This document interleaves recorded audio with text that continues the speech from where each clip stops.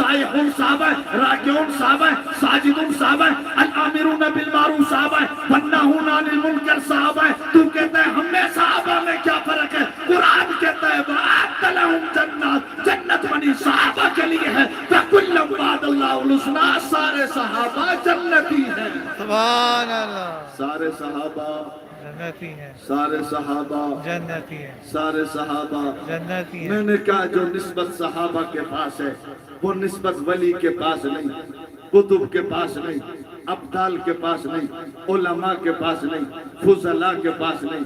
جی ہاں، یہ نسبت بڑی چیز ہے۔ اس نسبت نے صحابہ کو اتنا اعلیٰ بنایا، عرفہ بنایا، بلند بنایا، بالا بنایا۔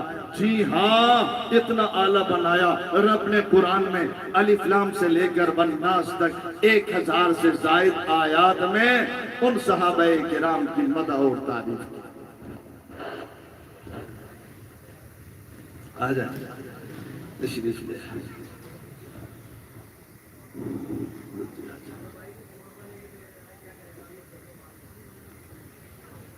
حضرت تشریف لا چکے ہیں تو بس میں سمیٹنے لگا ہوں بات کو۔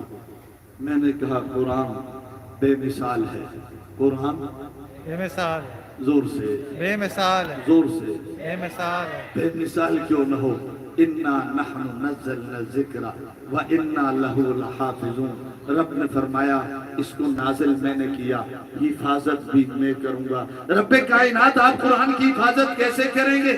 ورق پہ لکھ کر، کاغذ پہ لکھ کر، لوہے پہ لکھ کر، پیتل پہ لکھ کر، کیسے لکڑی پہ لکھ کر۔ اگر آپ لکڑی پہ لکھیں گے جلا دی جائے گی، لوہے پہ لکھیں گے پگھلا دیا جائے گا، اگر آپ ورق پہ لکھیں گے پھاڑ دیا جائے گا۔ آپ ورق پہ لکھیں قرآن محفوظ نہیں، کاغذ پہ لکھیں قرآن محفوظ نہیں، پیتل پہ لکھیں قرآن محفوظ نہیں، لوہے پہ لکھیں قرآن محفوظ نہیں۔ رب کائنات نے فرمایا ان اللہ علی کل شیء قدیر، میں ہر چیز پر قادر ہوں۔ میں لکڑی پہ لکھ کر حفاظت کر سکتا ہوں، کاغذ پہ لکھ کر حفاظت کر سکتا ہوں، لیکن میں قرآن کو اوراق پہ لکھ کر نہیں، کاغذ پہ لکھ کر نہیں، لوہے پہ لکھ کر نہیں۔ ربا کیسے حفاظت کریں گے؟ فرمایا کہ میں ایک بچے کو اٹھاؤں گا، اپنا قرآن اس کے سینے میں اتاروں گا، بچے کو چلتا پھرتا قرآن بنا کر قرآن کی حفاظت کروں گا۔ سبحان اللہ، جی ہاں، یہ جو جس کو آپ حافظ القرآن کہتے ہیں، قاری القرآن کہتے ہیں، میں اس کو چلتا ہوا قرآن کہتا ہوں، میں اس کو بولتا ہوا قرآن کہتا ہوں، میں اس کو سنتا ہوا قرآن کہتا ہوں۔ کسی نے کہا مولانا کیا بچہ بھی قرآن ہوتا ہے؟ میں نے کہا ہر بچہ قرآن نہیں ہوتا، حافظ القرآن قرآن ہوتا ہے۔ کہنے لگا بچہ کیسے قرآن ہوگا؟ میں نے کہا قرآن اٹھا کے لے آؤ۔ قرآن اٹھا کے لے آیا، میں نے قرآن کے ایک ورق دکھایا، میں نے کہا یہ کیا ہے؟ کہنے لگا قرآن ہے۔ میں نے کہا یہ تو ورق ہے۔